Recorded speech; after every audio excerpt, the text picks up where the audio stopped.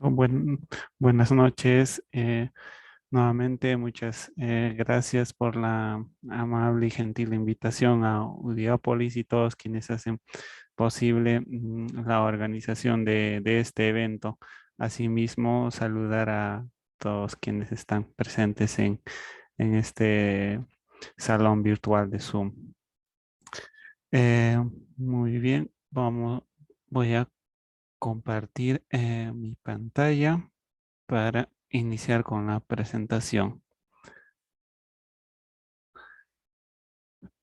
Como lo ha mencionado Reader, hoy abordaremos sobre el proceso de inconstitucionalidad de manera general y posteriormente eh, trataremos de enfocarnos en algunos asuntos que son problemáticos y que mm, eh, habría sido necesario que sea solucionado o por lo menos discutido en la reforma que se ha realizado al Código Procesal Constitucional y que hoy se llama Nuevo Código Procesal Constitucional. Y posteriormente comentaremos algunas sentencias del Tribunal Constitucional. Muy bien, iniciemos con esta parte general, todo lo que involucra el proceso de inconstitucionalidad. Para ello es necesario partir por un aspecto que es relevante sobre la finalidad de este proceso y cómo se ha ido configurando a través de los años. Es también importante hacer ese recorrido, esa precisión. Este proceso, si bien se puede remontar hacia constituciones de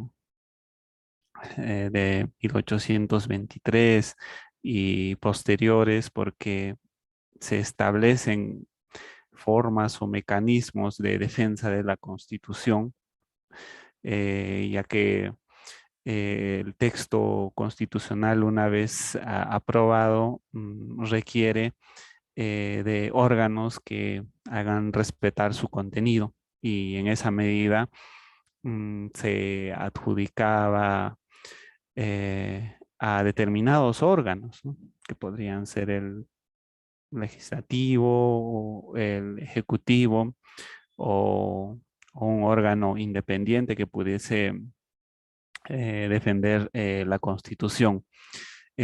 Ciertamente no se hablaba del proceso de inconstitucionalidad como tal. Podría afirmarse con certeza y que esto se vuelve un trabajo científico y más elaborado, es decir, estudiar el proceso de inconstitucionalidad cuando aparece la idea de crear un defensor que pueda protegerla de manera autónoma e independiente, ¿no? Y nos referimos en este caso a los tribunales o cortes constitucionales o una institución similar, pero que cumpla la finalidad de defender la Constitución, de resguardar sus contenidos. Y, y esto se perfila con mayor notoriedad en Europa a inicios del siglo XX con la creación de tribunales constitucionales. Evidentemente hubo un proceso anterior de discusión sobre la existencia o la posibilidad de los tribunales constitucionales, pero de manera explícita y con mayor sustento y justificación se produce a inicios del siglo pasado. Y como se conoce, Hans Kelsen es quien impulsa trabajo de defender la Constitución a través de un órgano independiente como podría ser o es hoy en día el Tribunal Constitucional.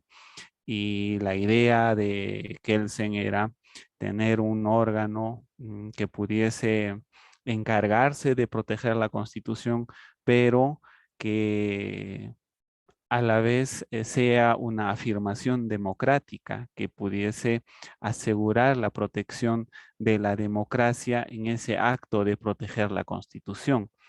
Y para ello, definitivamente este órgano, que es el Tribunal Constitucional, no tenía que involucrarse con la protección de valores, de principios o propiamente derechos, ¿no? Que son contenidos de carácter axiológico, moral y por ende no son susceptibles de ser interpretadas con un solo sentido, sino que podría estar cargada de ideología y eso generaría ciertas inconsistencias. Concretamente, podría suceder que los jueces sirvan a fines antidemocráticos y no necesariamente democráticos, porque los valores o principios son tan elásticos que puede interpretarse como uno mejor le parezca. Entonces, Kelsen, viendo esa preocupación y él siendo un gran defensor de la democracia, de las instituciones como la separación de poderes, eh, de la defensa de minorías, entre otros, plantea y diseña un tribunal constitucional que pudiese mm, fiscalizar la labor legislativa, porque muchas veces al calor del debate público, del debate político que ocurre en el foro del Parlamento, se producen ciertas exacerbaciones y ciertos desaciertos o se producen excesos. Y eso genera una colisión o una contravención directa a la Constitución. Y muchas veces el mismo órgano, que es el Parlamento, difícilmente puede darse cuenta de ello. Su propio acto no puede ser juzgado de manera inmediata porque viene cargado de esas discusiones, de esas disputas, debates que se dieron en el foro del Parlamento y aprobaron una ley, una norma con determinado sentido y alcance, pero quizás no han medido que esta podría resultar contrario a la Constitución o podría ser incompatible con la Constitución. Entonces, frente a esa preocupación, Hans Kelsen plantea lo siguiente, que hubiese un órgano más reflexivo, más calmado y que también se preocupe por resguardar la integridad de la Constitución, la sistematicidad y la coherencia del texto constitucional. Y para ello se vale de una entidad, de un órgano como el Tribunal Constitucional. Y al inicio, este órgano tiene una función específica, que es la de proteger la Constitución, resguardar la coherencia del sistema jurídico de tal manera que esas exacerbaciones y desprendimientos coyunturales que pudiesen tener los órganos legislativos fuesen aplacadas o aminoradas por este órgano que es el Tribunal Constitucional y que podría analizar con mayor detalle, con mayor detenimiento. Entonces, ese es el propósito de este órgano y su función, como decía, es la de proteger y eso se traduce en que sea un legislador negativo y es lo que dice Hans Kelsen en sus libros, incluso con la polémica con Carl Schmitt, ¿no? y lo que sostiene es que el Tribunal Constitucional debe servir como un legislador negativo o funcionar como un legislador negativo. ¿Eso qué significa? Expulsar o prescindir de las normas inconstitucionales o incompatibles con la Constitución. Entonces, lo que sucede es un acto contrario a lo que realiza el Parlamento o el Congreso. El Congreso legisla y el Tribunal Constitucional suprime, elimina esa norma legislada por el Parlamento que sea incompatible con la Constitución. Ya vamos a ver más adelante que puede ser por el fondo, por la forma. Eso es una elaboración reciente, ¿no? Pero la idea es esa, expulsar del sistema jurídico una disposición, una ley que fuese incompatible con el texto constitucional. Y al introducir esa variante, esa idea, Kelsen lo que estaba generando es eh, optimizar la democracia, porque en el fondo, dentro de su teoría política y teoría del Estado, emerge la necesidad de tener una democracia cimentada en la separación de poderes y que las funciones y competencias de cada órgano pudiesen ser desempeñadas de manera independiente, de manera coherente con lo que manda la Constitución y sin interferencias entre ellos, salvo los controles necesarios que sea eh, eh, que fuese necesario, valga la redundancia, realizarlas. Entonces, en esa medida, el Tribunal Constitucional, al expulsar una norma inconstitucional, lo que está haciendo es fortalecer a la democracia y por eso su fin solo es la de limitarse a ser un legislador negativo y no podría ser legislador positivo. Y por esa misma razón también Kelsen no se atreve a otorgarle a los tribunales constitucionales la protección de valores, la protección de derechos, de principios, ¿no? O sea, los tribunales al inicio no tienen esa tarea, no está comprendida dentro de su competencia la protección de derechos, por ejemplo. Por lo riesgoso que resultaba en ese momento y que hoy en día produce grandes tensiones de carácter democrática, ya que un juez al interpretar, por ejemplo, el derecho a la vida, el derecho a la libertad, podría tener amplio margen de actuación. Y ese amplio margen podría conducir al juez a ser un legislador positivo y que es lo que temía, ¿no? Y que al final se vuelva un Estado legislador o un Estado eh, judicial, ¿no?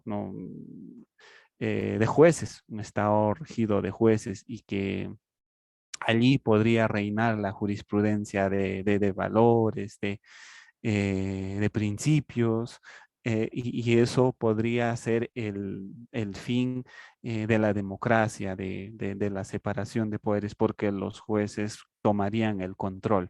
Entonces, quería evitar ello.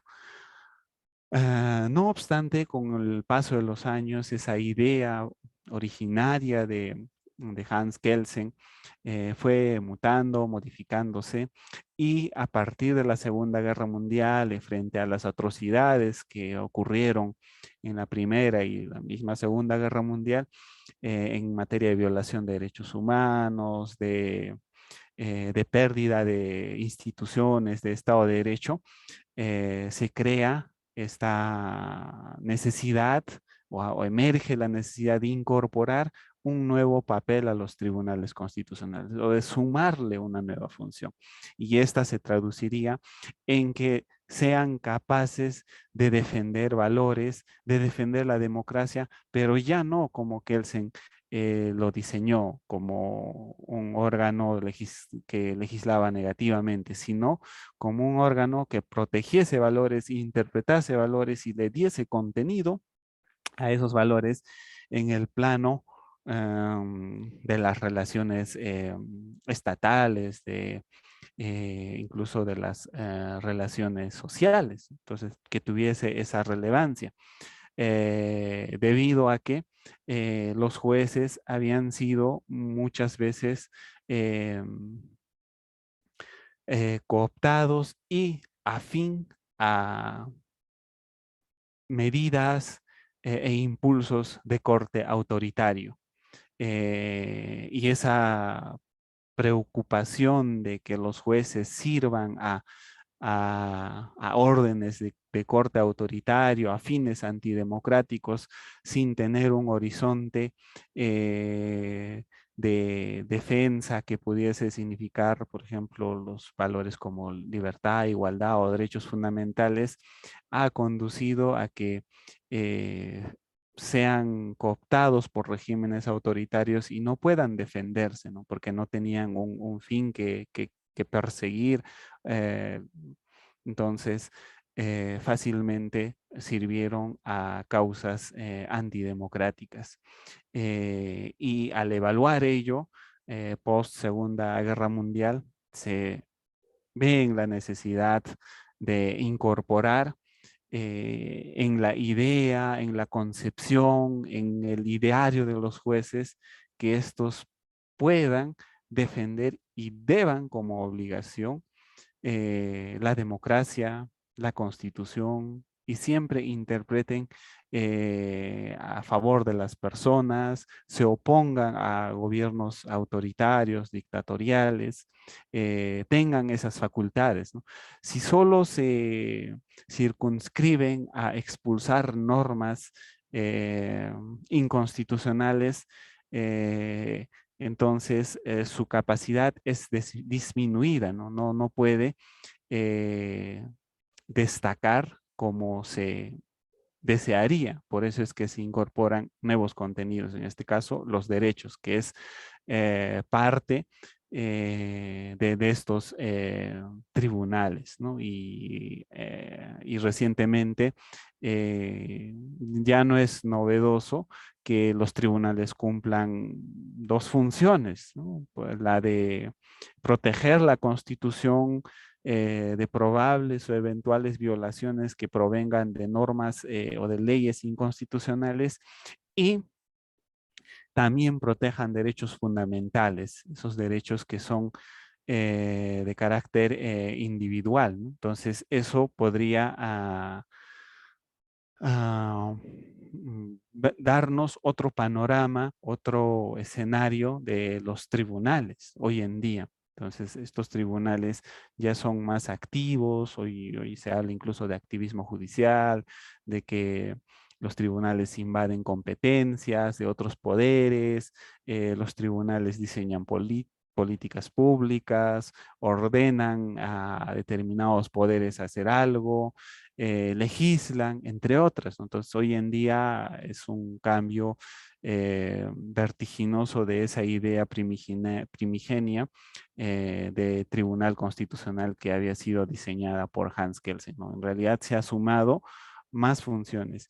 Y eso, en cierta medida, ha servido para proteger la democracia, pero también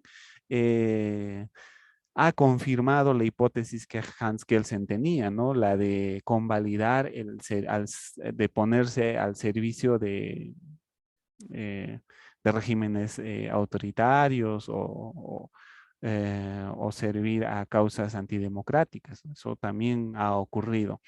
Y bueno, en realidad no es culpa del Tribunal Constitucional como institución, sino la forma como está compuesta y con qué intenciones o pretensiones se usan. Y en ese marco, los procesos de inconstitucionalidad al inicio, con el modelo que enseña, ¿no? Tendríamos un proceso que solo se orienta a defender la Constitución desde la perspectiva del legislador negativo, de prescindir de las leyes que son incompatibles con la Constitución. Y hoy en día hacen eso los tribunales, hace eso el Tribunal Constitucional, sí, pero también hace algo extra expide sentencias de carácter interpretativa, protege derechos fundamentales, da algunos alcances sobre los derechos o la forma como debe interpretarse la Constitución. Adicionalmente, incluso ha creado derechos a través de la actividad jurisprudencial, ha creado nuevos contenidos que se han ido añadiendo a la Constitución. Entonces, es un tribunal en algunos casos, como le llaman, activista y otras como legislador, ¿no? Un tribunal que incluso puede ser capaz de expedir leyes. Y en el marco de los procesos de constitucionalidad, no solo se limita a, a- a expulsar normas, ¿no? También puede añadir, puede proteger la Constitución dándole otro sentido que sea más coherente con la Constitución, de tal manera que no prescinde de la ley, entre otras acciones que hoy en día puede realizar el Tribunal Constitucional. Entonces, dicho ese recuento, pasaremos a ver y analizar el proceso de inconstitucionalidad. Este proceso, como ya les había adelantado, tiene como finalidad defender la Constitución, de poner y colocar en el pedestal que le corresponde a la Constitución dentro de un Estado constitucional, que es la fuente del derecho y norma suprema con carácter normativo. Entonces, una pieza, un instrumento clave de las democracias constitucionales, las constituciones. Y definitivamente estas pueden ser escritas o también no existir como tal, ¿no? Como en algunos países ocurre. Pero la mayoría de las constituciones tienen con, textos constitucionales escritas, tal como es nuestro caso. El Tribunal Constitucional ha indicado que es la norma suprema, es la fuente del derecho. La validez de todo el ordenamiento jurídico se controla a través de la Constitución, teniendo en cuenta la Constitución. Entonces, las normas son válidas en la medida en que sean compatibles con la Constitución. Y para asegurarse de esa premisa, ¿qué mecanismo se ha creado? El proceso de inconstitucionalidad. Entonces, frente a infracciones o contravenciones que existiesen contra la Constitución, entonces se plantea el proceso de inconstitucionalidad. Y también su otra su otro propósito podría ser la de mantener la coherencia del sistema jurídico, ¿no? Esa integridad de que no haya normas incompatibles, normas que regulen una cosa y que la Constitución diga otra cosa. Entonces, en un sistema basado y organizado bajo la noción de la Constitución, no debería ocurrir ello. Y si es que ocurriese, para reparar ese hecho, tenemos el proceso de inconstitucionalidad. Este proceso también tiene un fin, digamos, un fin inmediato, que es la de defender la supremacía normativa de la Constitución, y un fin inmediato, que es la de impedir la aplicación o generación de efectos de esa norma cuestionada de inconstitucionalidad. Entonces, en el inmediato, la idea es prescindir de esa norma incompatible con la Constitución y en el inmediato, pues ver las consecuencias que podrían derivarse de esas normas, ¿no? Digamos, una norma inconstitucional muchas veces afecta derechos fundamentales. Entonces, estrictamente, este proceso de inconstitucionalidad no está protegiendo la logicidad o la coherencia del sistema jurídico, sino también velando por que por los derechos, ¿no? Porque no se vulneran intereses o principios que pudiesen afectar a los miembros de una comunidad política. Entonces es como que indirecto o indirecta esa protección, ¿no? Lo más inmediato es asegurar la supremacía de la Constitución. Las formas de infracción o contravención a la Constitución son directa o indirecta, puede ser total, parcial, por la forma o por el fondo, ¿no? Directa cuando una ley trata de disminuir derechos fundamentales, por ejemplo, el derecho a la igualdad o el derecho a la vida, el derecho a la libertad. Si trata de restringir estos derechos, entonces hay una vulneración directa a la Constitución y en ese caso procede el control constitucional a través de este proceso. De manera indirecta, usualmente ocurre con normas de desarrollo constitucional, ¿no? Y el Tribunal Constitucional ha mencionado que existen, por ejemplo, normas que podrían vulnerar ciertos desarrollos normativos o contenidos que protegen a la Constitución, como por ejemplo las que pertenecen al bloque de constitucionalidad, otros prefieren llamarle normas interpuestas, que en ese supuesto la vulneración no es directamente a la Constitución, sino un componente, una ley, pues una ley orgánica o un tratado que forma parte del parámetro de control de constitucionalidad y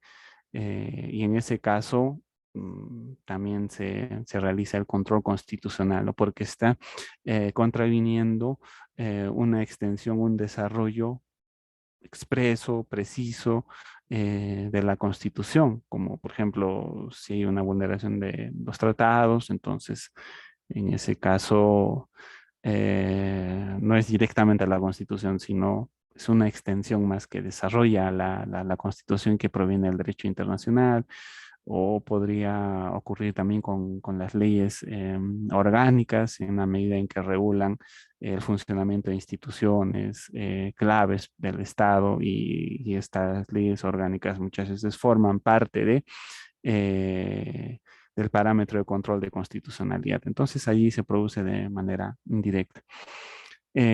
Puede ser total toda la disposición o toda la ley podría contravenir la Constitución y en ese caso se expulsa. Habitualmente no sucede ello. Lo, lo, lo, lo común es tener normas o leyes que puedan contravenir de forma parcial a la Constitución. Entonces, en ese caso, los artículos o los contenidos que resultan incompatibles con la Constitución se expulsan. Entonces, allí no se prescinde de toda la norma. E incluso en este caso podría ocurrir que esas disposiciones que sean incompatibles con la Constitución puedan encontrar una interpretación conforme a la Constitución. Y es una técnica que viene desarrollando también el Tribunal Constitucional hoy en día, ¿no? Que en la siguiente diapositiva la vamos a ver con mayor detalle. Luego, por la forma, cuando no se respeta el procedimiento establecido para aprobar o expedir una ley, una norma, y en ese caso eh, existe la necesidad de expulsar esa, esa ley o esa disposición. Y por el fondo, evidentemente cuando agravien de manera manifiesta derechos fundamentales o principios como la dignidad, la igualdad, el principio democrático, entre otras, una ley podría agraviar o ofender estos contenidos y en ese caso se prescinde porque la existencia misma o el contenido mismo de la Constitución vendría a ser agredida. Y esas son las formas en las que se podrían producir las contravenciones hacia la Constitución.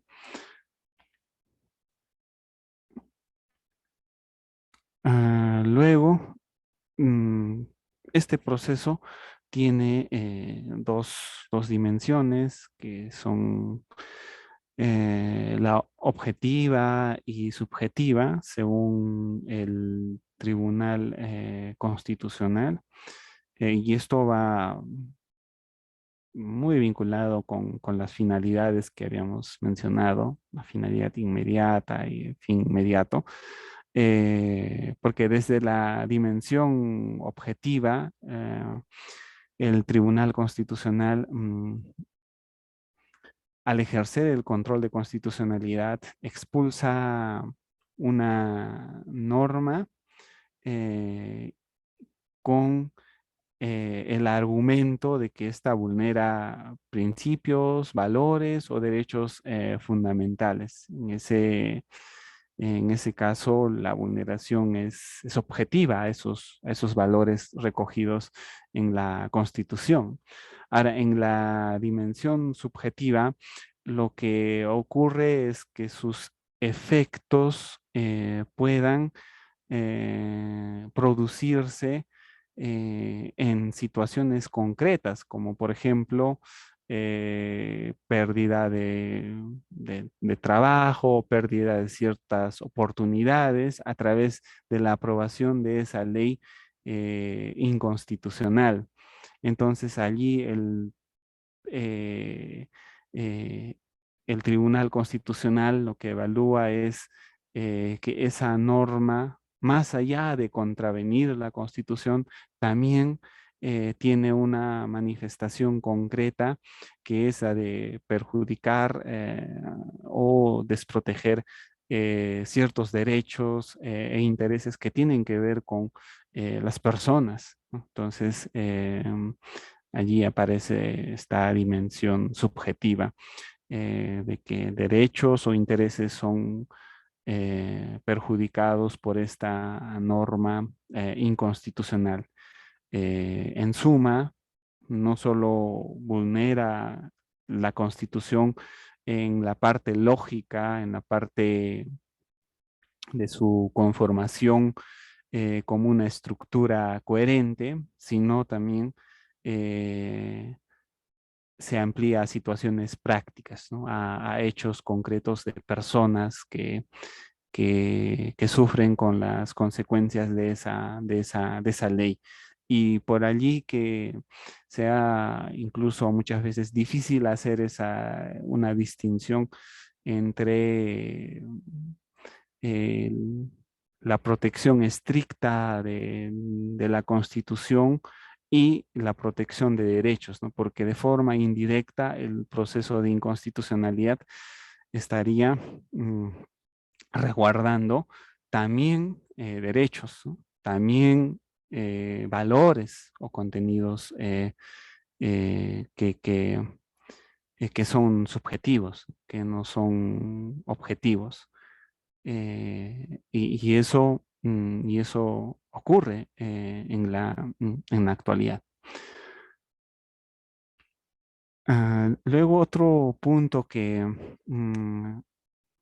habría que preguntarse y abordar con cuidado es esto. ¿Es sencillo expulsar una norma del sistema jurídico? Mm, la respuesta es que no.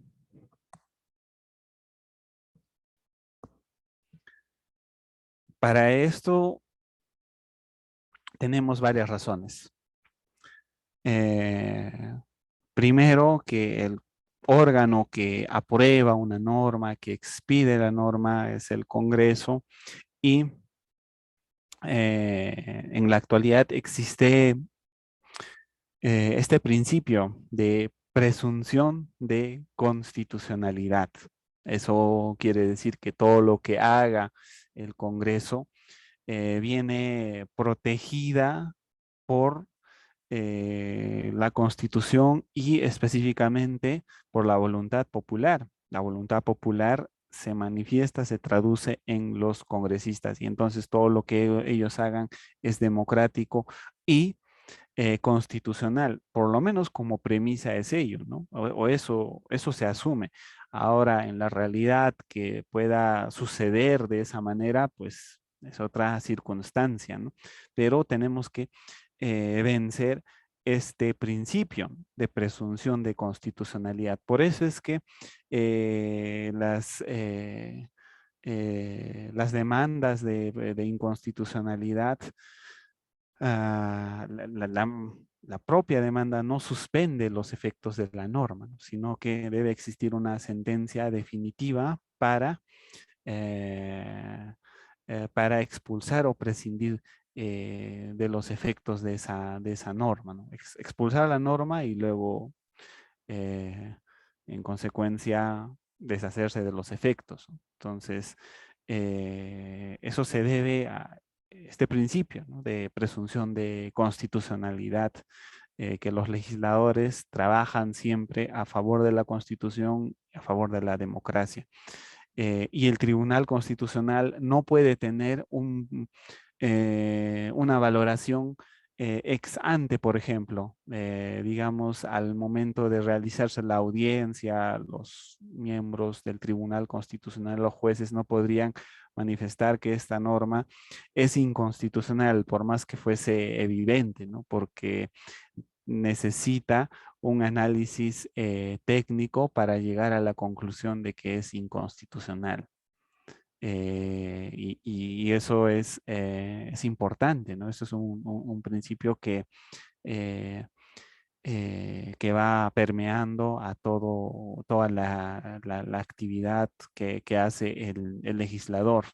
Y el Tribunal Constitucional tiene que destruir o eh, romper esta protección que le otorga a la a las normas expedidas por el legislador.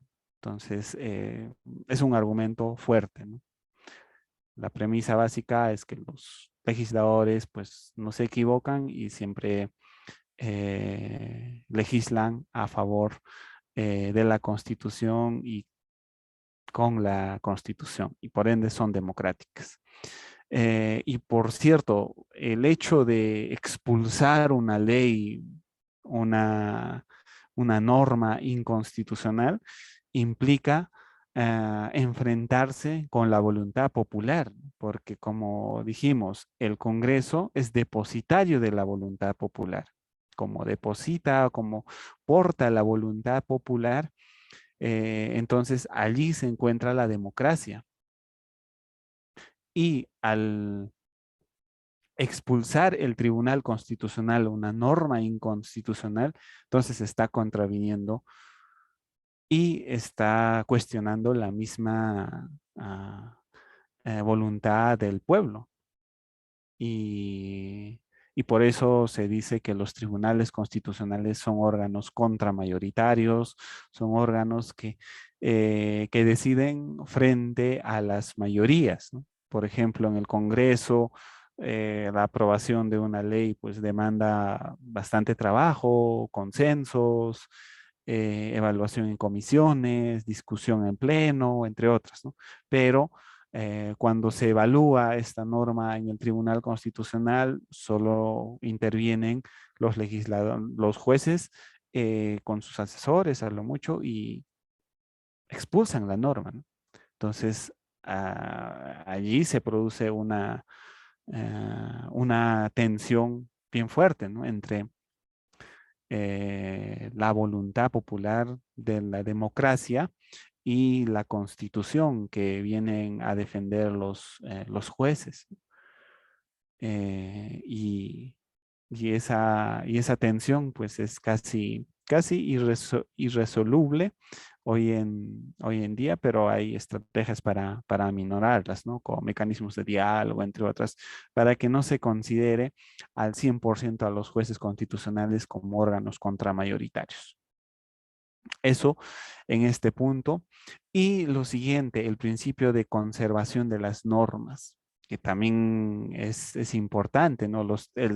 Como les indicaba, el Tribunal Constitucional y los jueces constitucionales no pueden asumir que una norma de plano es inconstitucional. No. O sea, por la presunción de constitucionalidad y al momento de evaluar, hacer el juicio de constitucionalidad, tienen el deber de conservar las normas, ¿no? No prescindir de ellas, sino protegerlas, resguardarlas, conservar la norma para que continúe su vigencia dentro del ordenamiento jurídico. Entonces, ese es un principio y que va íntimamente conectado con la interpretación conforme, ¿no? Porque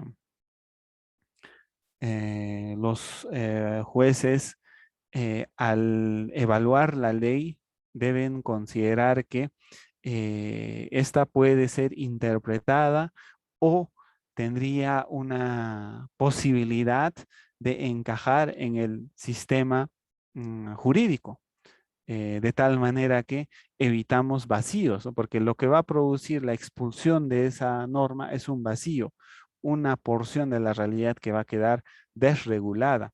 Y el Tribunal Constitucional eh, escapa o por lo menos su intención es escapar de de esos espacios que puedan crear, que puedan quedar desreguladas, ¿no? O sea, el, el temor al vacío, ¿no? O sea, no puede generarse vacíos en el sistema jurídico.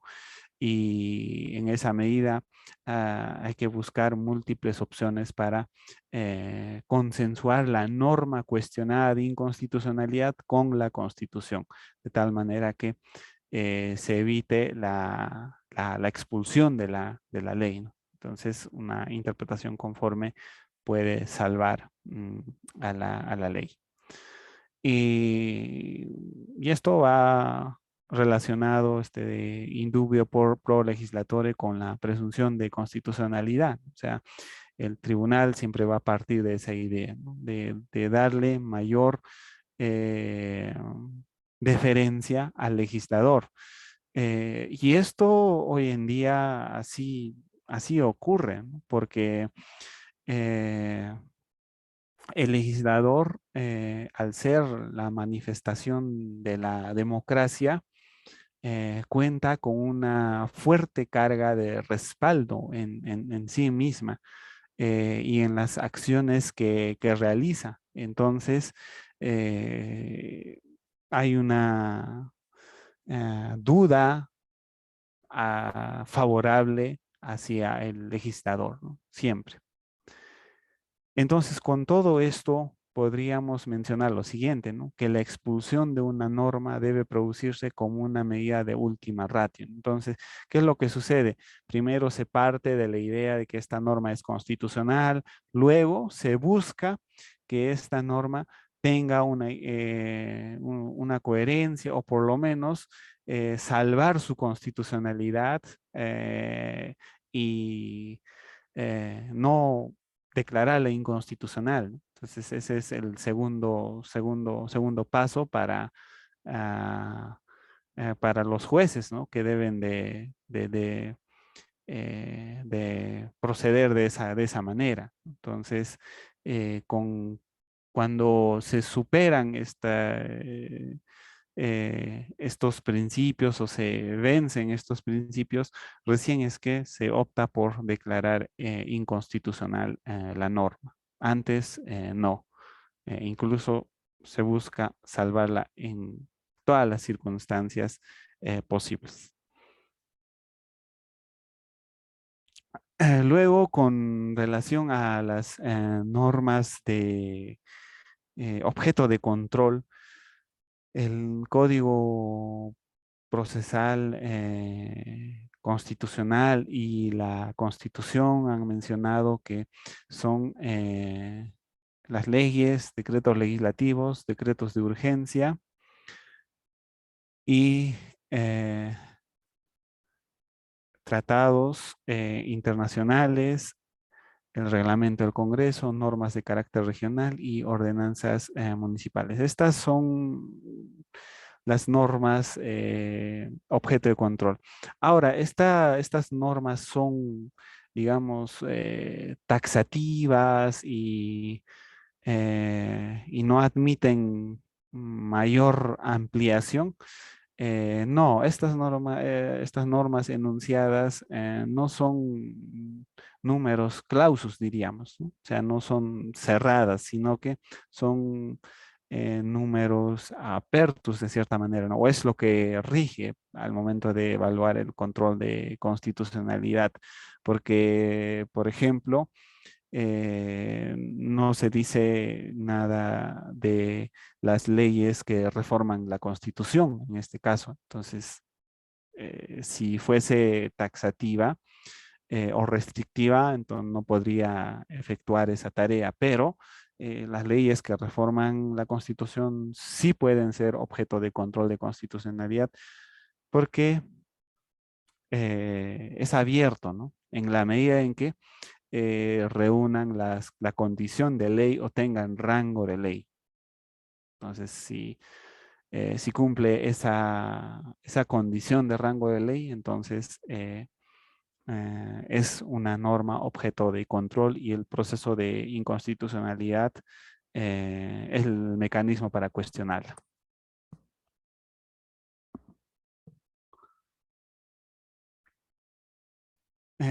Y el Código Procesal Constitucional, el actual y el anterior, por denominarlo de alguna manera, prevé un principio de interpretación y en este caso las normas, la validez constitucional de las normas, el Tribunal considerará, además de las normas constitucionales, las leyes que por remisión expresa de la Constitución se hayan dictado para determinar la competencia o las atribuciones de los órganos del Estado o el ejercicio de los derechos fundamentales de la persona, ¿no? Y aquí vendría a cuento hacer eh, esa distinción entre vulneración directa e indirecta, ¿no? Las directas serán las contempladas aquí y otras más que puedan tener rango de ley,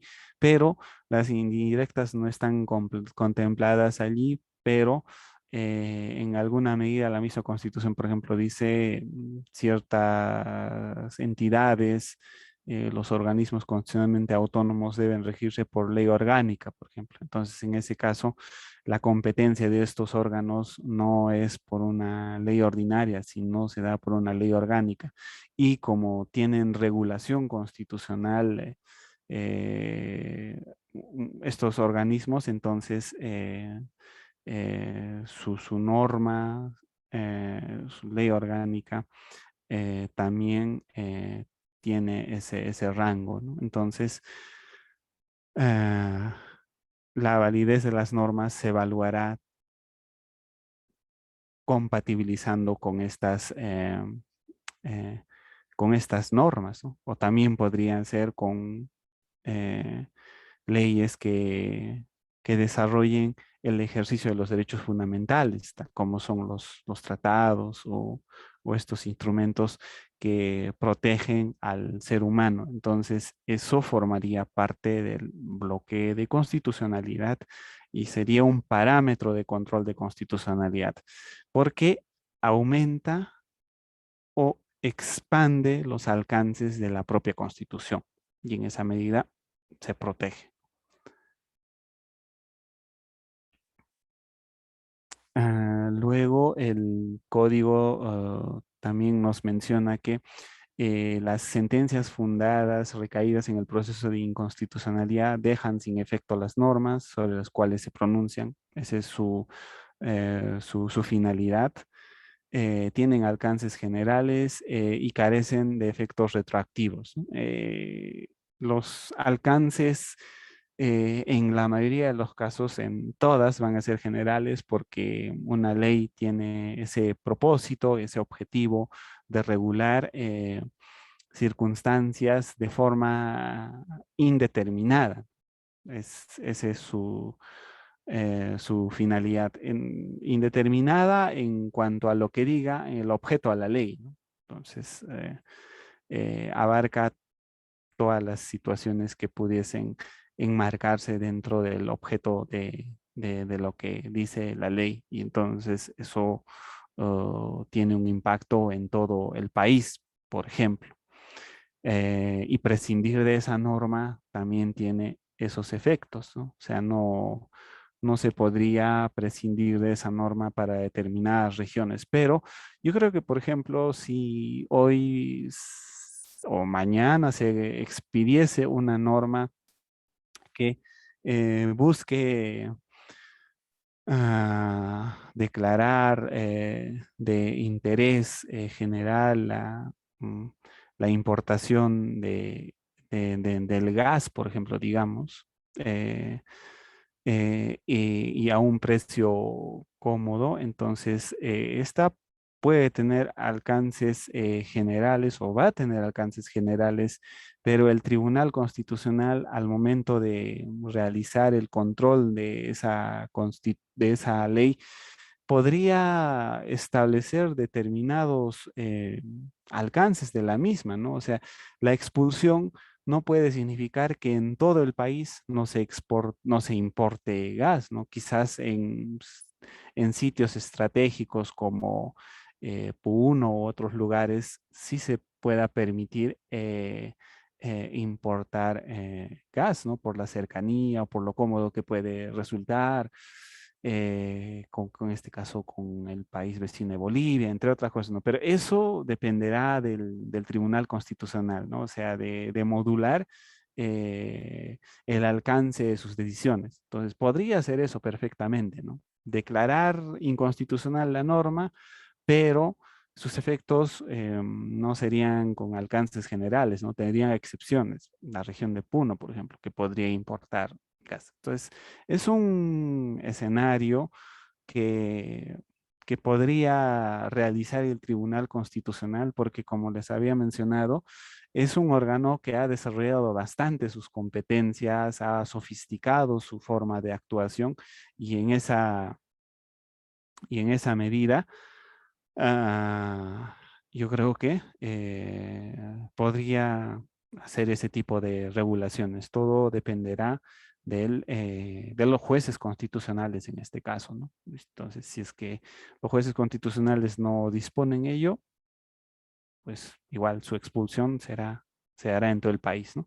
Y eso eh, ha ocurrido, ¿no? O sea, en la práctica jurisprudencial. Eh, y los efectos retroactivos en dos situaciones, ¿no? La regla general es que no existan efectos retroactivos derivados de la declaración de inconstitucionalidad, pero en materia penal y en materia tributaria sí podría ocurrir ello, debido a que en materia penal, por ejemplo, se ve el tema de la libertad y si la norma declarada inconstitucional le favorece, entonces se puede aplicar ello, ¿no? Igual en materia tributaria.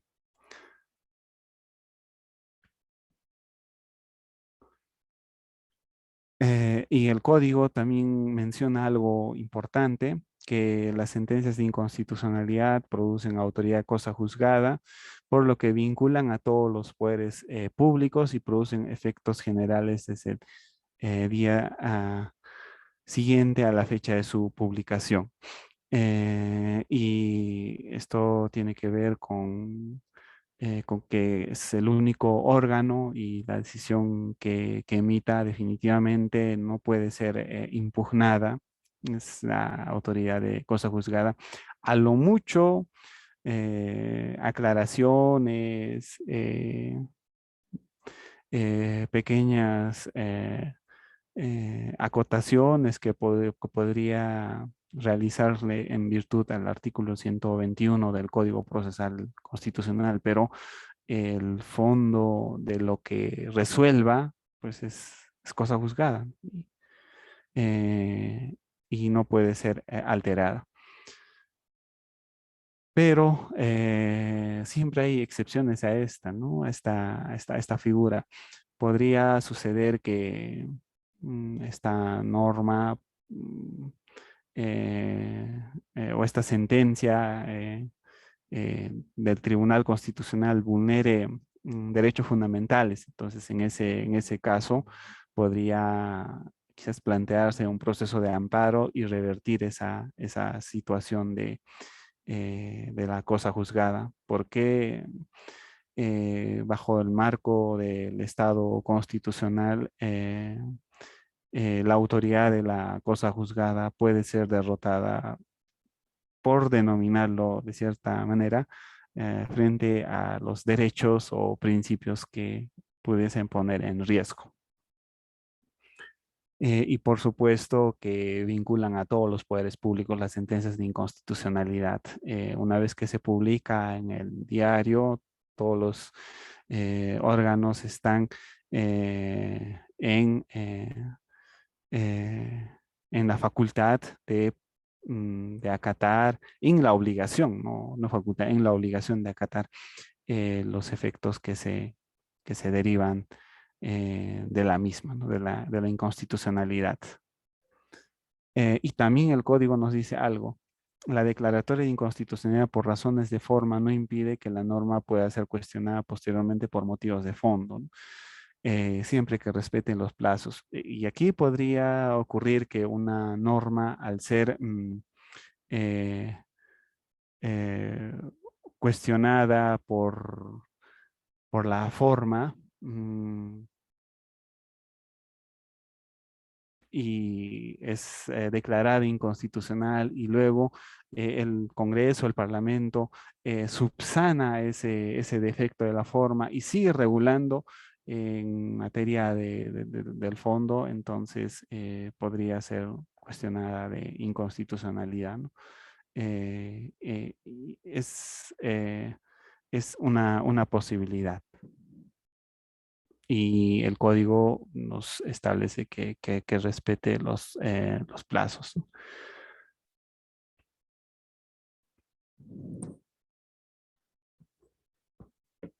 También el código menciona que las sentencias que declaran la ilegalidad o inconstitucionalidad no conceden derecho a reabrir procesos concluidos, salvo en el 103 de la Constitución y el 74 que tiene que ver con materia penal y tributaria. Y también la declaratoria de ilegalidad o inconstitucionalidad de una norma no recobra vigencia de las disposiciones legales que ella hubiera derogado. Es otra de las características también. Esto por cuestiones de seguridad jurídica, ¿no? Seguridad, pero el tribunal podría establecer en alguna medida qué se hace con estas normas, ¿no? Quizás eran normas protectoras de derechos que han sido afectadas por la ley que fue declarada inconstitucional. Entonces allí podría eh, postular una decisión de carácter interpretativa y salvaguardar ello, ¿no? Entonces eso en el caso concreto se puede evaluar mejor. Y después sobre la competencia y legitimación, el código y la constitución menciona que es el presidente de la República. ¿Cuál es la razón de esto? La razón es proteger, ¿no? Los intereses nacionales y lo más importante, ¿no? Que nos encontramos en un régimen de carácter presidencialista y como que tiene que valer por la competencia de todos los demás poderes y que no haya conflictos, el presidente de la República, ¿no? Entonces, por una cuestión de democracia, diríamos, eh, tiene esta competencia. Luego, el fiscal de la Nación, y ahora con la modificación también es competente el presidente del Poder Judicial para una protección institucionalizada, ¿no? En este caso de normas que regulan la misma entidad, el funcionamiento de la misma institución, en este caso el Ministerio Público o el Poder Judicial. Entonces, en ese caso, tienen legitimidad para proteger. Solo en el supuesto de que afecten, ¿no? sus propios intereses. Pero esa no es una limitación, ¿no? Pero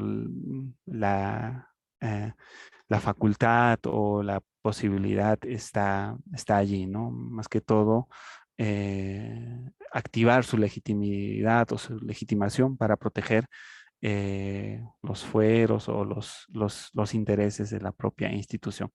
Y el defensor del pueblo, que creo que es la que más ha trabajado en los últimos años en materia de procesos de inconstitucionalidad, porque es la institución que protege derechos, los intereses de la sociedad desinteresadamente, ¿no? Porque vela por proteger esos contenidos que son medulares y esenciales de un Estado, pero que no son, digamos, vinculantes, ¿no? Por ejemplo, el defensor pues no tiene las mismas potestades que el Congreso, el Tribunal o la Contraloría, ¿no? Que son potestades mucho más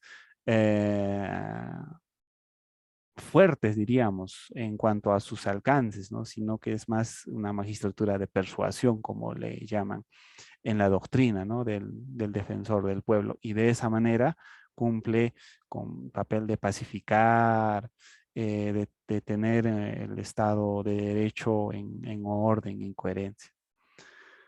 Y después el 25% número de congresistas, que en la actualidad podría ser 33 congresistas quienes puedan interponer eh, la demanda de inconstitucionalidad, 5.000 ciudadanos con firmas comprobadas por el Jurado Nacional de Elecciones.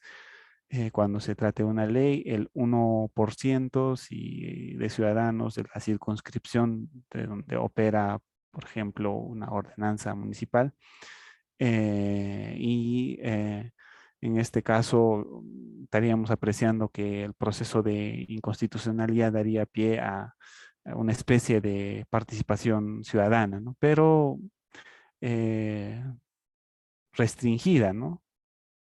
Una legitimidad restringida, porque creo que es algo de lo que también se ha debido de considerar en la reforma del Código Procesal Constitucional, de quizás reducir el número, la cantidad de ciudadanos que puedan participar o intervenir en los procesos de inconstitucionalidad, justamente para que sea democrático, ¿no? Y un modelo interesante es el caso de Colombia, ¿no? Que cualquier ciudadano tiene la posibilidad de interponer una demanda de inconstitucionalidad contra una norma. Y en este caso, el ciudadano tiene que buscar firmas para poder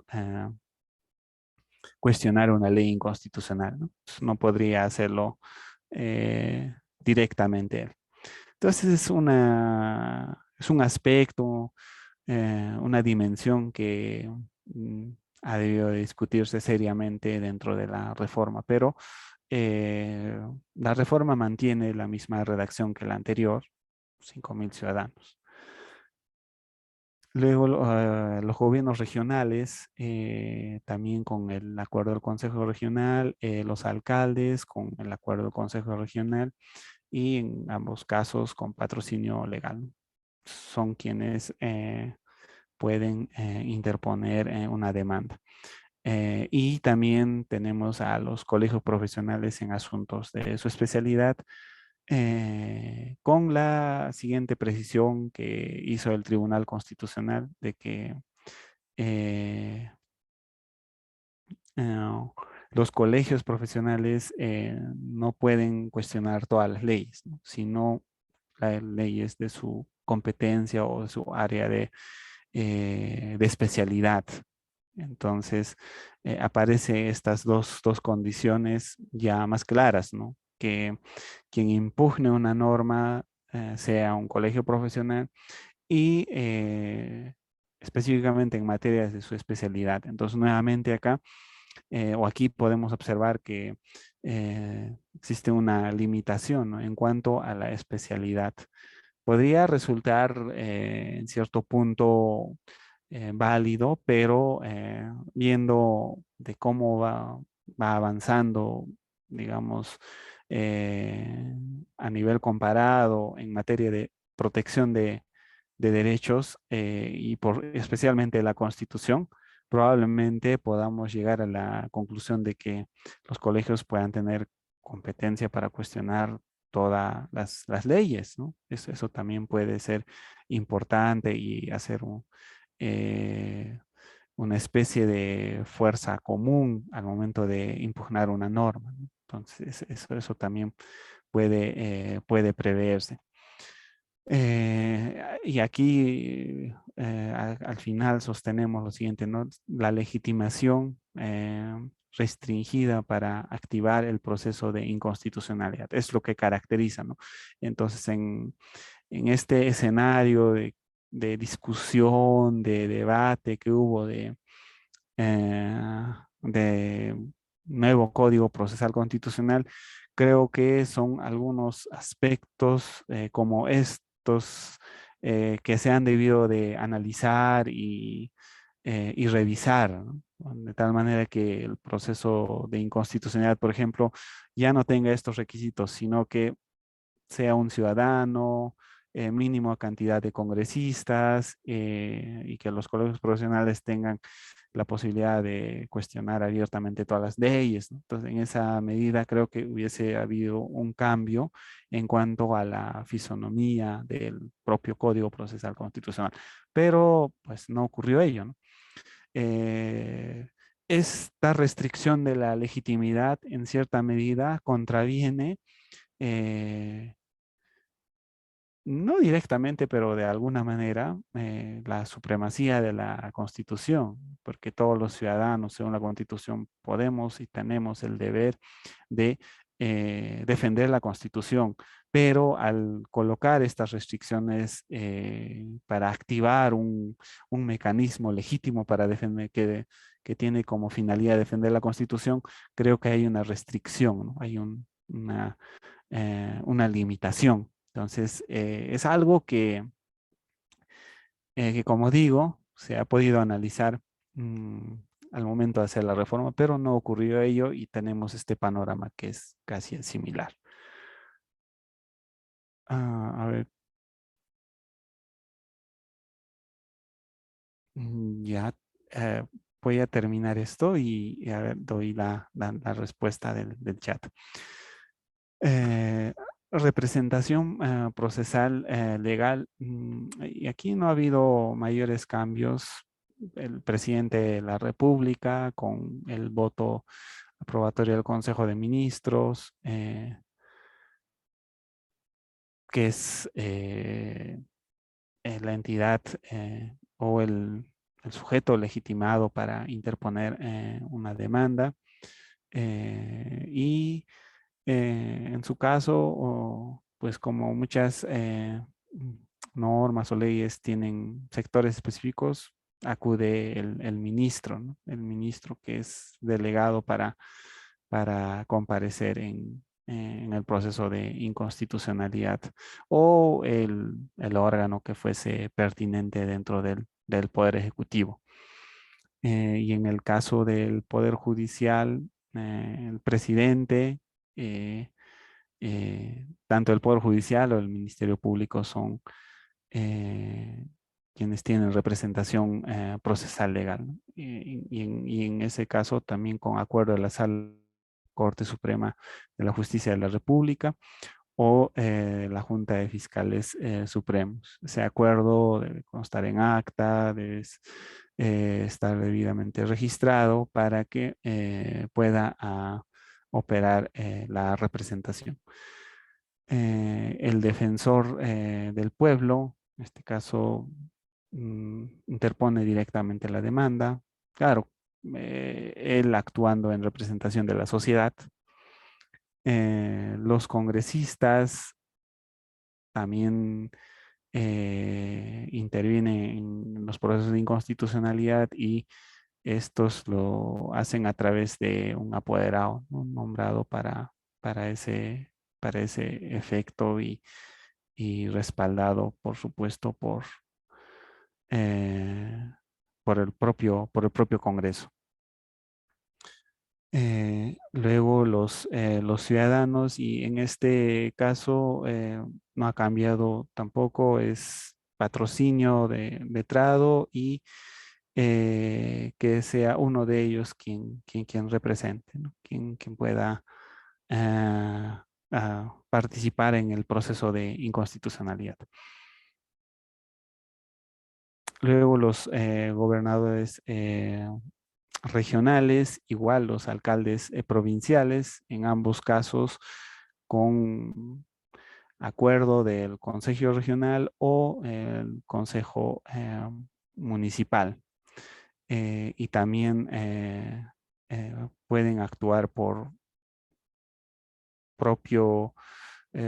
sí mismo, ya sea el gobernador regional o a través de un apoderado que podría nombrar para tal efecto, ¿no? Un gerente, eh, o quizás al mismo regidor. Eso ya dependerá de cómo se establece ello, ¿no? Y en ambos casos con patrocinio letrado. Luego, el Tribunal Constitucional sobre este punto, en un proceso de inconstitucionalidad, aclaró lo siguiente, ¿no? Que se necesitaba eh, firma del alcalde, número de acuerdo, fecha de certificación, municipalidad que realiza el acuerdo, fecha de sesión de consejo, informe de convocatoria a sesión de consejo, datos de asistente, quórum, número de quienes estuvieron a favor de impugnar la ley o quienes estuvieron en contra, copia de acta de sesiones. Todos estos requisitos al momento de demandar la inconstitucionalidad de una norma deben ser adjuntados. Eso es lo que precisó el Tribunal Constitucional en este expediente. Y en el supuesto de los colegios profesionales, se mantiene y lo que se dice es que sea con patrocinio de abogado y que eh, también exista un acuerdo de conferir la representación a su decano para que puedan comparecer en el proceso de inconstitucionalidad. El órgano, en este caso, que es demandado, se apersona en el proceso y formula obligatoriamente su alegato en la defensa de la norma impugnada por medio de apoderado nombrado, especialmente para tal efecto. Esa es una formalidad prevista en el código. Luego, con relación a los plazos, tenemos en el mismo sentido, el anterior y el nuevo. El anterior decía 6 años a partir de la publicación de la ley, eh, y 6 meses para el caso de los tratados. En concreto, eh, para calcular el plazo de la ley de una ley, o sea, el plazo prescriptorio, opera a partir de publicado en el diario El Peruano. Y para los tratados, una vez que éstas entren en vigor, Una vez que entren en vigor, entonces se cuenta los 6 meses, ¿no? Que es la regla establecida actualmente. Entonces ahí tampoco hubo cambio. Y con relación a la demanda, sus anexos, sigue manteniéndose los mismos requisitos, igual en los anexos. Eh, en la calificación tampoco ha habido variación. El tribunal tiene 10 días para calificar la demanda, y si ocurre dos de estos supuestos o concurren, por ejemplo, si hubiese omitido alguno de los requisitos previstos en el artículo 100 sobre los requisitos de admisibilidad, entonces si falta alguno de ellos se declara inadmisible, o si falta alguno de los anexos también se declara inadmisible. En ambos casos concede un plazo de 5 días, ¿no? Y algo que hay que recalcar nuevamente y que les había comentado al inicio es que la interposición de la demanda no supone la suspensión de los efectos de la ley. O sea, la ley sigue operando hasta que eh, se pueda declarar inconstitucional. Mientras no se declare inconstitucional la norma, sus efectos continúan. Improcedencia liminar de la demanda. Aquí ha habido una variación. Antes existían tres causales para declarar improcedente liminarmente una demanda de inconstitucionalidad. Y uno era cuando el Tribunal Constitucional hubiese desestimado una demanda de inconstitucionalidad sustancialmente igual en cuanto al fondo. Eso se mantiene. El otro que estaba previsto es cuando el Tribunal Constitucional carezca de competencia para conocer la norma impugnada. Entonces, si se cuestiona una norma que no es con rango de ley o que no reúne las características que requiere un proceso de inconstitucionalidad, entonces se declaraba improcedente. Y otra que se regulaba era por vencimiento del plazo, ¿no? Pero ahora ya no se contempla ello. Si vencía el plazo de 6 años en el caso de la ley y 6 meses en el caso de los tratados, entonces automáticamente operaba la improcedencia liminar de la demanda. Y nuevamente mm, la decisión que emite en este caso de improcedencia el Tribunal Constitucional es debidamente motivada y es inimpugnable, ¿no? Entonces no se puede postular ningún tipo de recurso que tenga como fin revertir el fondo de la cuestión que se decidió. Entonces, solo procede aclaración o subsanaciones por errores materiales, y eso permite el Código Procesal Constitucional. Algo que también se tiene en cuenta dentro de los procesos de inconstitucionalidad es que no procede ah, el desistimiento, ¿no? La propuesta de desistimiento, porque una vez que se establece la relación jurídica procesal válida, el Tribunal Constitucional de oficio impulsa el proceso, porque las normas que se cuestionan tienen un interés general, y ese interés general no es como el caso de los procesos individuales, ¿no? Como procesos de amparo o habeas data, donde hay un interés individual dentro de la pretensión. En este caso, el interés es general, no individual. Entonces, escapa a las partes. Una vez que se establece una relación jurídica procesal válida, se procede con con la demanda, con el proceso, de manera eh, que es impulsada de oficio por el Tribunal Constitucional, hasta que culmine con una sentencia.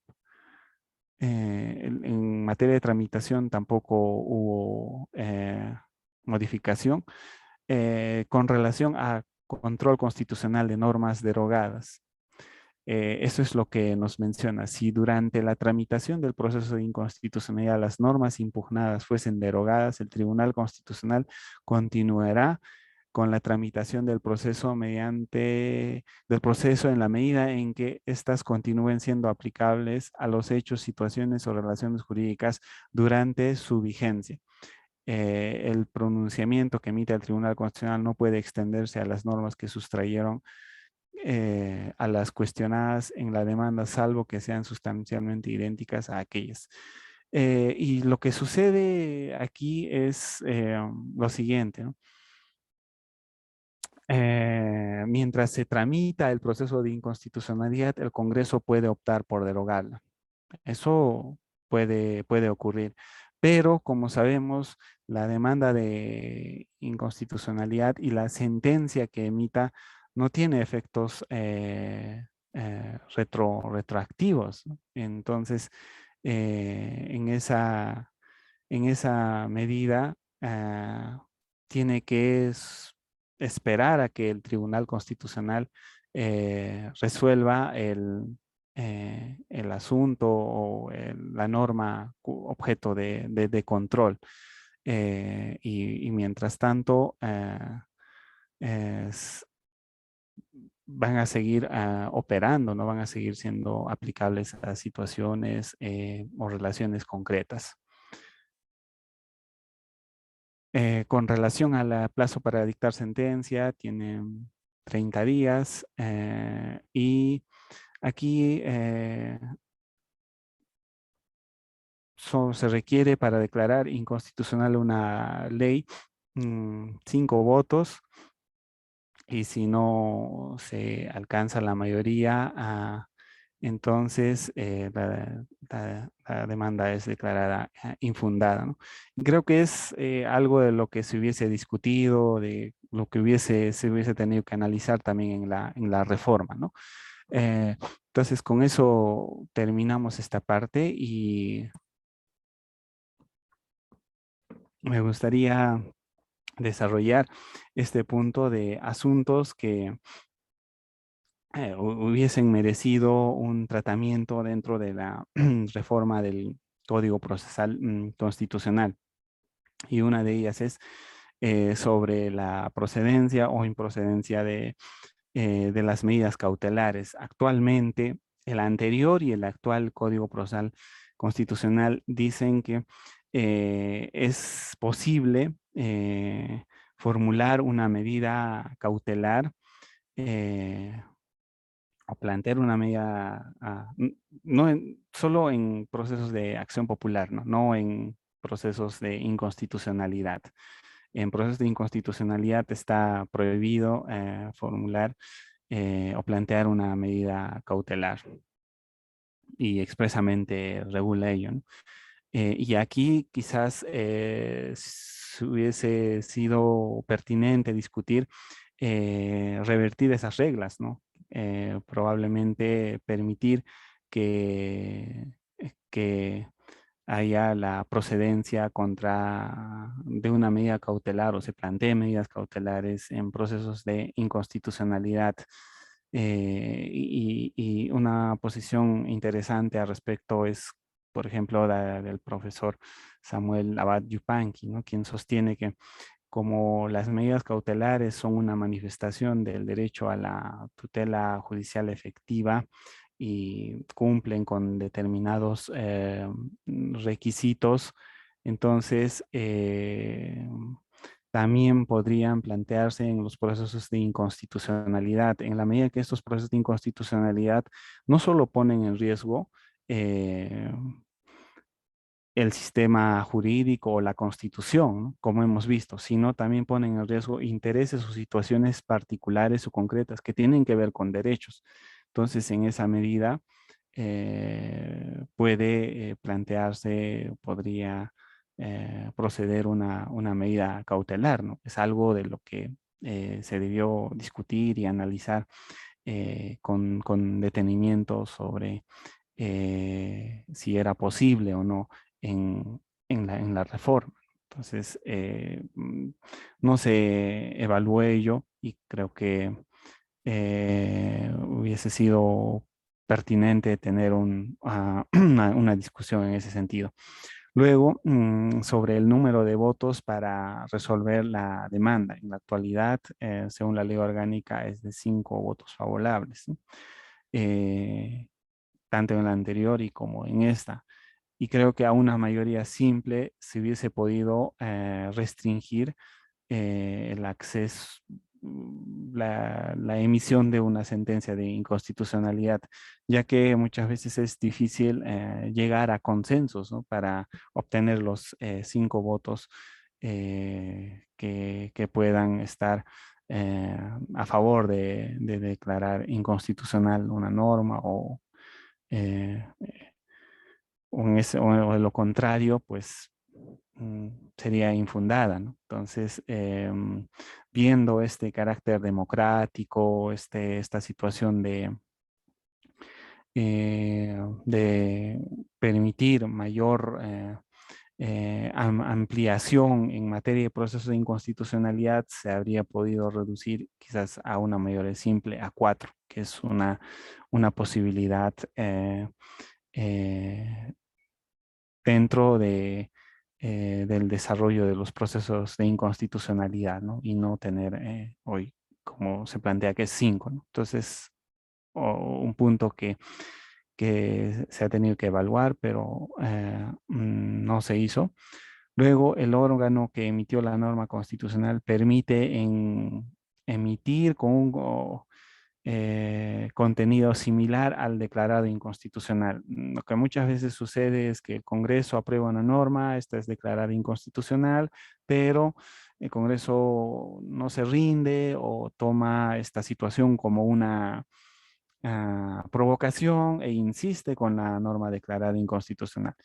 Y por jurisprudencia del Tribunal Constitucional lo que se sabe es que estas normas que han sido declaradas inconstitucional y que luego y que luego el Congreso vuelve a expedir o emitir esa norma, deben ser desacatadas, ¿no? Porque no tienen efectos. Pero creo que en el código se ha podido mencionar expresamente los efectos, ¿no? O quizás establecer alguna directiva, alguna sanción para controlar esa situación, ¿no? Porque se ha producido en el pasado que el órgano legislativo, ante la declaratoria de inconstitucionalidad, ha vuelto a emitir la misma norma con el mismo contenido, ¿no? Pues en este caso, procedería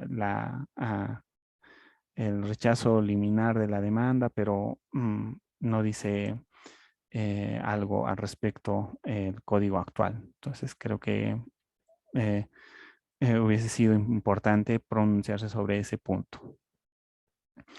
Luego, otro tema que ha estado en discusión y también en debate es acerca del bloque de inconstitucionalidad y las normas interpuestas, ¿no? La doctrina alega que el bloque de inconstitucionalidad es amplio, es muy eh, difuso, y que en el bloque de constitucionalidad podrían incorporarse muchos contenidos, ¿no? Y si ello es así, entonces genera problemas de interpretación, ¿no? ¿Qué cosa pertenece al bloque de constitucionalidad, los tratados, las leyes orgánicas, o qué más, ¿no? O sea, qué forma parte del bloque de constitucionalidad? Y es algo indeterminado. Y más bien han optado por denominar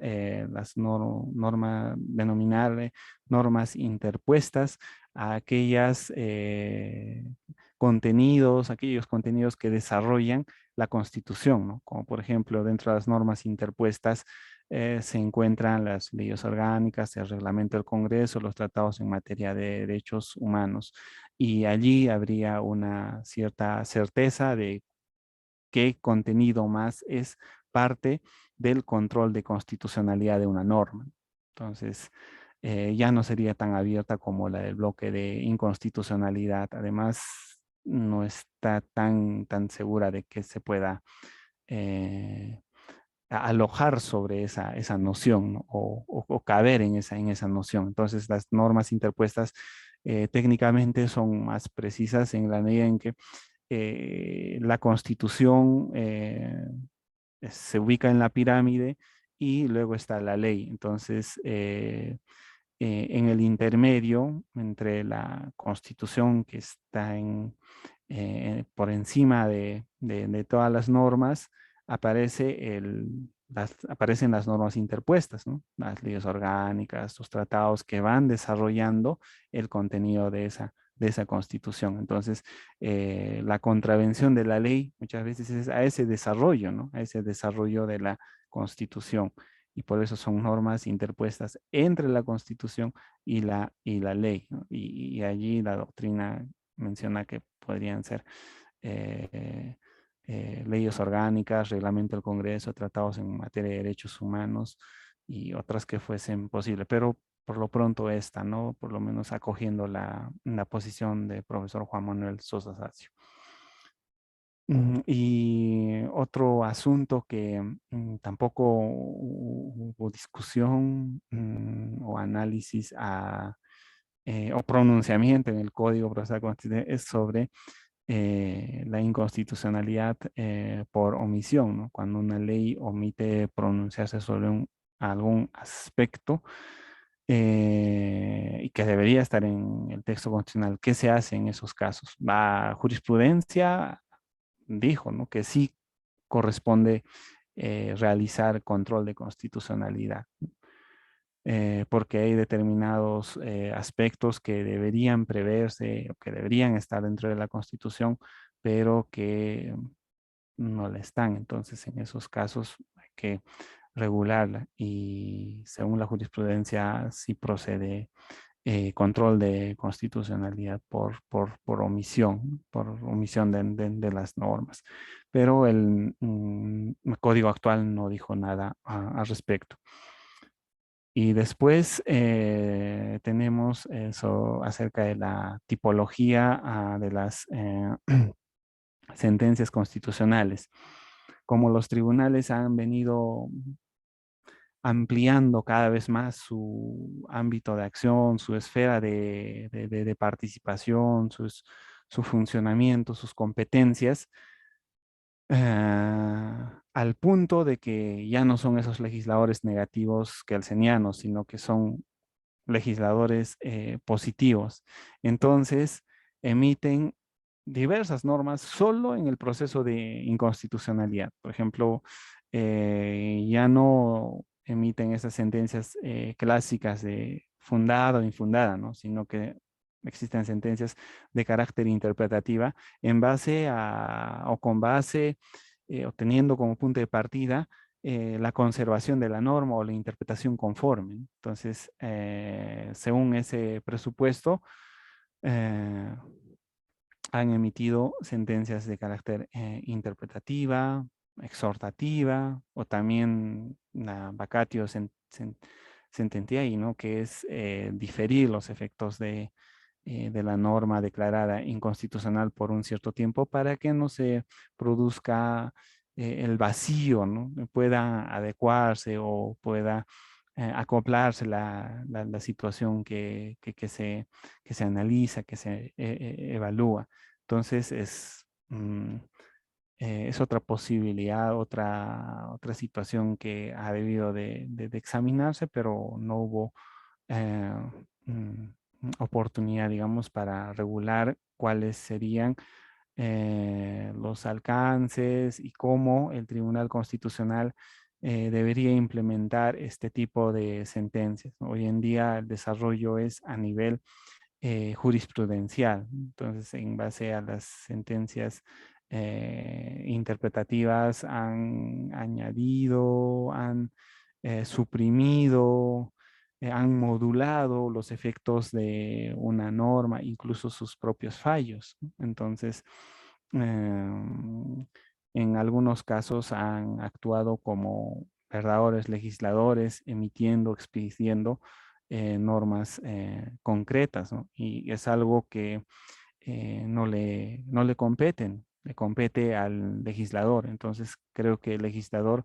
teniendo la oportunidad de revisar el Código Procesal Constitucional, ha podido contemplar algunos alcances o modulaciones sobre el asunto, ¿no? Sobre la tipología de las sentencias, cuáles serían sus ámbitos, sus esferas de actuación, qué lugar ocuparían dentro del Código Procesal Constitucional y legislativamente, ¿no? Y de alguna manera esto sería legitimar también la actuación del Tribunal Constitucional, porque hoy en día ha creado o ha generado eh,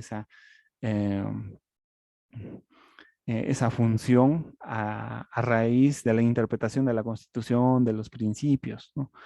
Pero no está dentro de la legislación. Entonces, es una discusión válida, legítima, que ha debido de ocurrir. Y finalmente, otro punto que debería de haberse analizado está vinculado con ah, las normas objeto de control, objeto de control de constitucionalidad. Eh, si bien es cierto, no es numerus clausus, es apertus, pero creo que para darle legitimidad al Tribunal Constitucional desde el legislador, se ha debido de mencionar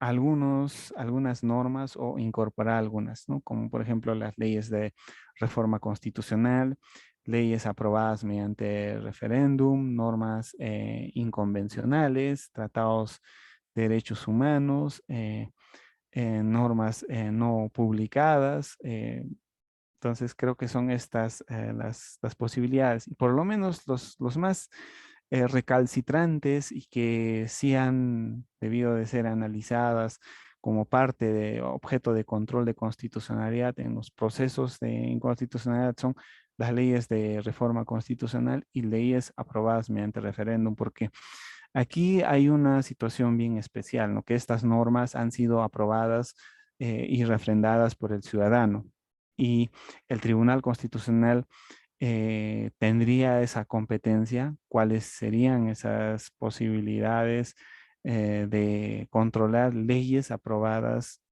por referéndum y leyes de reforma constitucional aprobadas por referéndum, ¿no? Eso quiere decir que tiene un respaldo, un refuerzo incluso mucho más fortalecido porque hay una conexión íntima con la voluntad popular. Entonces, si se produjo eso, creo que una posibilidad, una necesidad era evaluar ello, ¿no? Si era eh, necesario establecerla o no. Ahora el Tribunal Constitucional, a través de la práctica interpretativa, es lo que ha venido desarrollándose y asumiendo esa competencia, ¿no? Pero, como digo, para darle mayor legitimidad y mayor consistencia a sus decisiones, creo que era oportuno evaluar y pronunciarse sobre si es posible válidamente plantear una demanda de inconstitucionalidad contra leyes de reforma constitucional y leyes aprobadas mediante referéndum. Entonces, es un campo que no ha sido cubierto, que no ha sido trabajado. Entonces, en definitiva, ha debido de pronunciarse sobre ello y no dejar solamente a la jurisprudencia del Tribunal Constitucional, porque dejar en manos del Tribunal Constitucional es seguir en esa tensión entre constitución y democracia, ¿no? O sea, el tribunal se resguarda o se apoya para controlar este tipo de normas en que cuenta con legitimidad que le otorga la Constitución.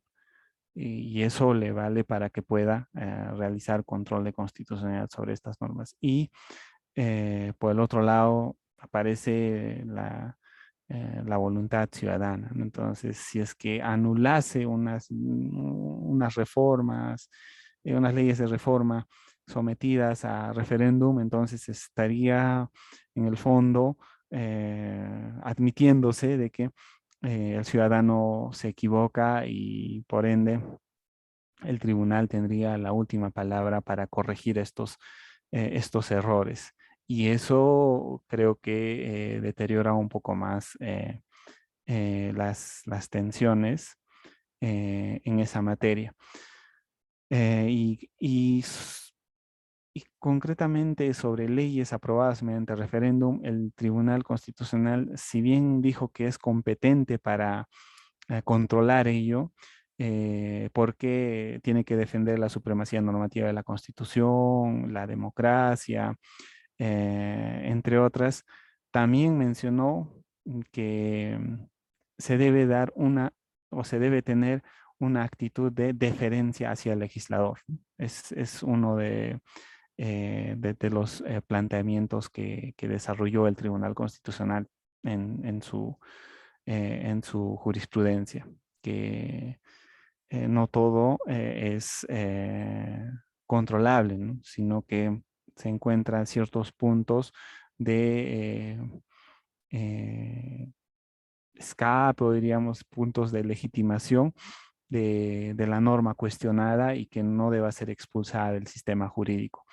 Es algo de lo que se pronunció el Tribunal Constitucional eh, eh, en una sentencia, ¿no?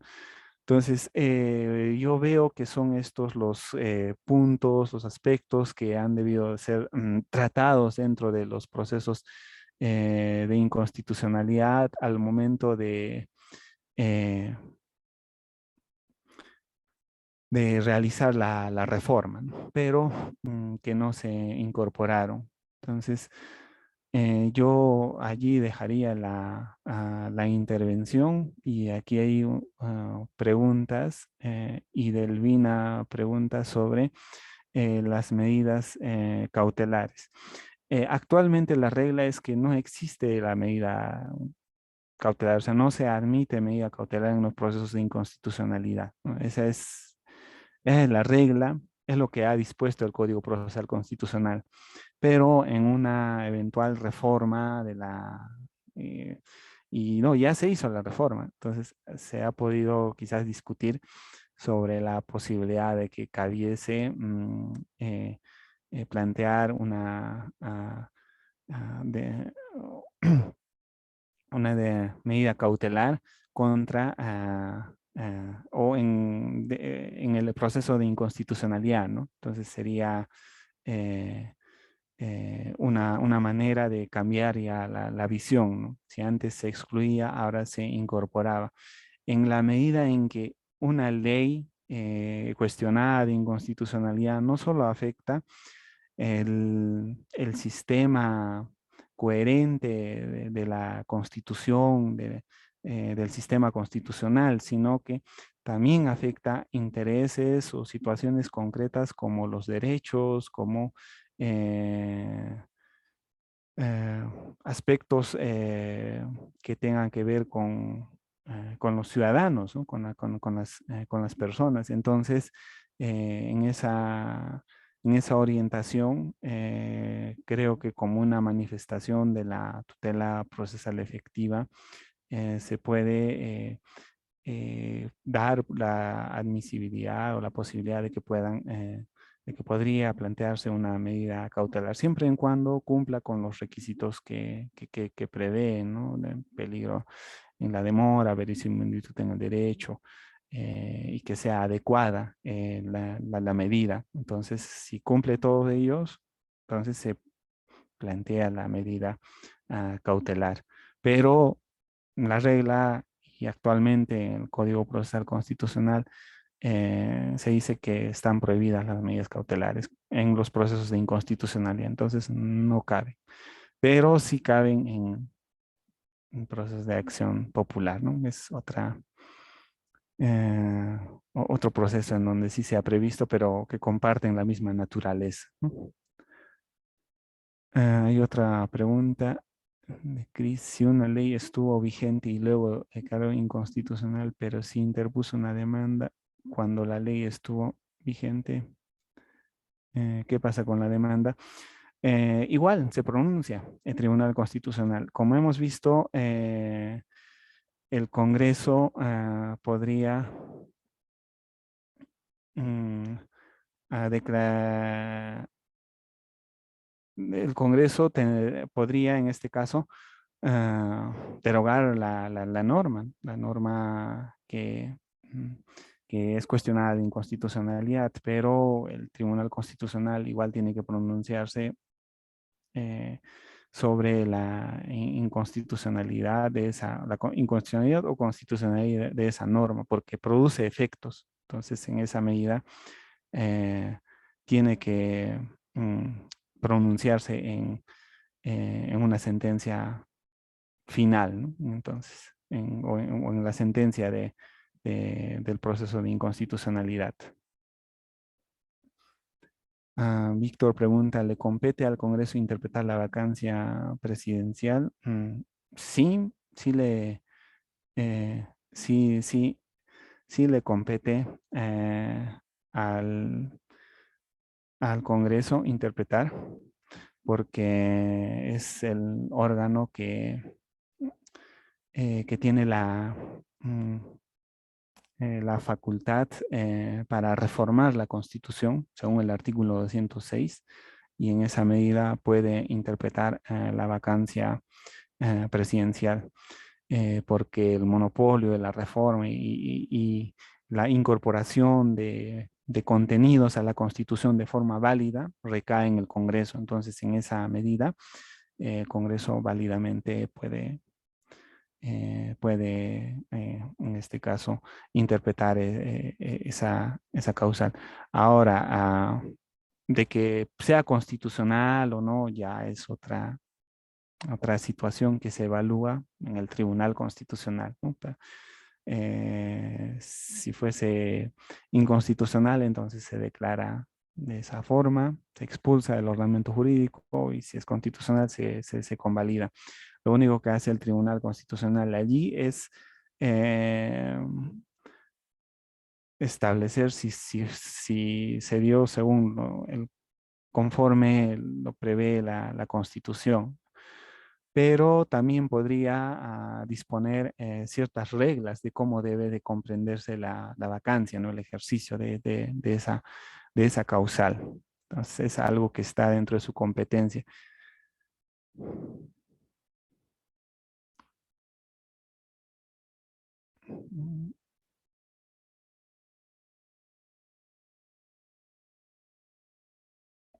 Luego, con la norma que no comprendo muy bien sobre la norma abrogada, eh, el mismo Congreso podría ah, realizar esa acción, pero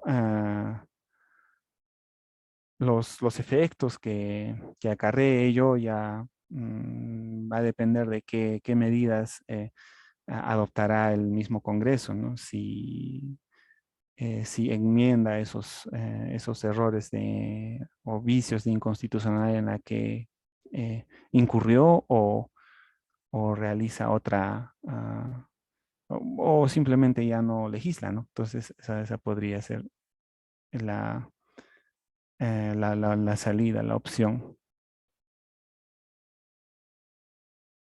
Mm, claro, eventualmente si es que se incorporase dentro de una futura reforma constitucional la procedencia eh, de, de medidas cautelares en el proceso de inconstitucionalidad, sí, el argumento sería la protección de derechos fundamentales e intereses que pongan en riesgo esa ley cuestionada de inconstitucionalidad.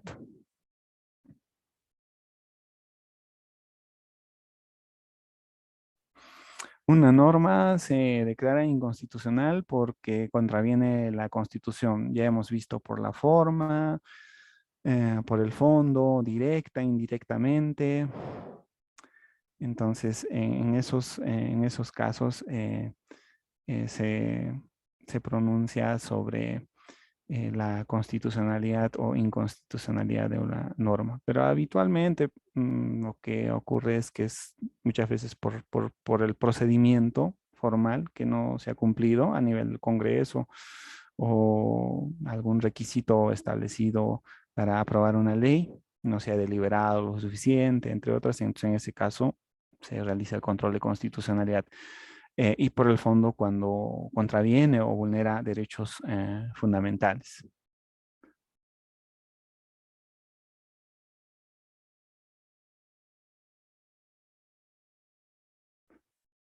Ah,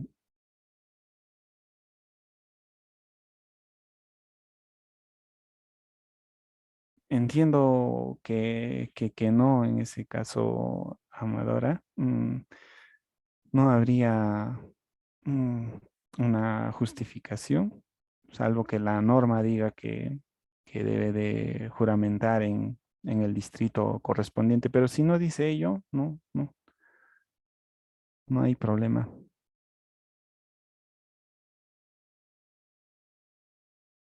Interesante, Karina, sobre el CAS.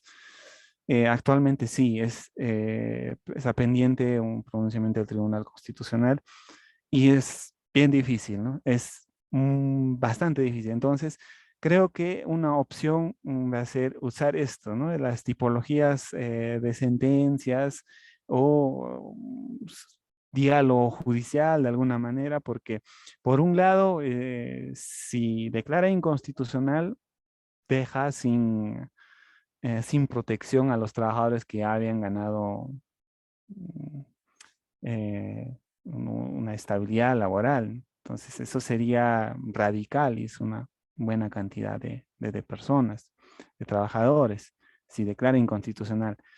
Pero si no declara, en este caso, si no declara inconstitucional, entonces eh, van a quedar desamparadas esos trabajadores que estaban viniendo laborando. Entonces, hay una contraposición, me parece muy fuerte y creo que no habría una solución media, ¿no? Si declaras fundada, igual afectas derechos de una gran porción de trabajadores y si declaras eh,